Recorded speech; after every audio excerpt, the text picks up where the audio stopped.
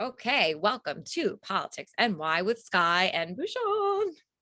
Schneps Media is asking each candidate running for New York City office this year 3 questions in 3 minutes to get to know everyone in a fun way. And I'm with Alfonso Quiroz, and he has a dog on his lap also. So we were introducing our doggies, and Alfonso's running for New York City Council District 25 in Queens. So we're going to hear, Alfonso, why are you running? What is it about you? What's inspiring you this year to run for office? Well, thanks, Guy. I really appreciate it. This is Stella. This is my four-legged campaign manager. And so she's going to just stay right here as long as she wants to, if that's all right with you.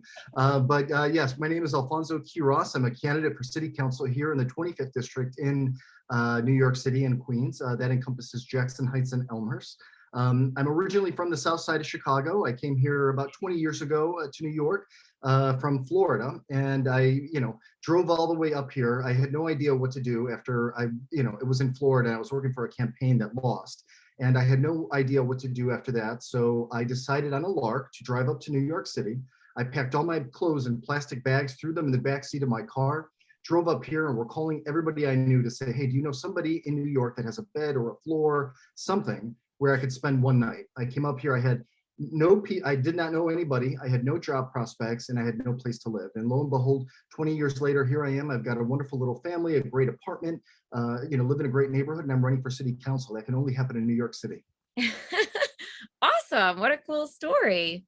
So what is it about you now, Alfonso, having made a life here for yourself, that would make you the best candidate in City Council District 25, because it is an open seat and a competitive race?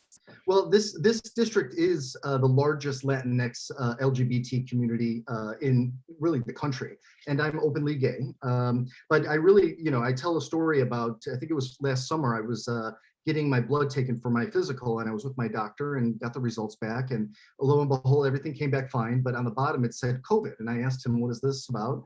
And he's like, well, you tested positive for the antibodies. And I was like, I can't believe this. This is so weird, because I wasn't sick. And I said, and I will tell you, Sky, during this whole thing, during last summer, during all this horrible stuff that happened, I was relatively cool. I was really calm, cool, collected. I knew what we were all going to do. It was very, had everything under control. So sitting there with my doctor, and he said, he told me what happened, or he said what the, results were. And I said, well, okay, the next thing I'm going to do is I'm going to give my plasma, because that's what you do. And he looked at me and he said, well, Alfonso, you can't give your plasma. We can't take it from you because you're gay. And I was shocked by this. And he explained to me that there was a ban on taking blood or plasma from gay people from like the 1980s. And I get it back then when they didn't know what HIV was. Right. But now certainly they do, and they know that anybody can have this, and not just gay people. And I was really shocked. And I'm not much of a crier, but the only thing I could feel is this huge ball growing in my throat.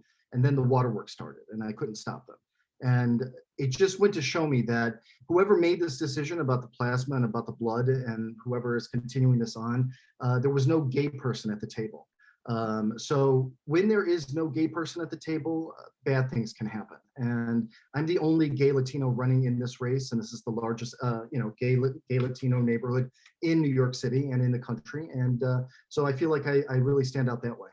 Is there anything else you want everyone to know about you that maybe they don't, Alfonso? Well, I guess the biggest thing is that I'm a huge political nerd, and I'm a huge history nerd. And those two things sort of converged back when I was in college, a junior in college. I was named a White House intern, moved to Washington, D.C., and was Hillary Clinton's intern in 1995. If you can believe that or not. I mean, that's, crazy, but it was a wonderful, wonderful time. I worked in her social office, and it was just an incredible, incredible experience. After that, I worked for Vice President Al Gore, who was running for president. And they traveled around the country. They would drop me into a state. And the last state they had me organized was the state of Florida in 2000. Now, for us Democrats, that was not a good year, but it was really something. That's really why I always say that I've, worked my way from Pennsylvania Avenue to Roosevelt Avenue. Oh, wow. So that was where we started the story, when you were in Florida. So then you drove up here after that presidential race? That's right. After we lost in 2000, I really had no idea what to do. Just drove up here on a lark. And lo and behold, 20 years later, here I am. Wow. The story came full circle. Thank you for sharing your time with us. Yep. Alfonso Quiroz, good luck to you. And thanks for spending time on Politics NY with Sky.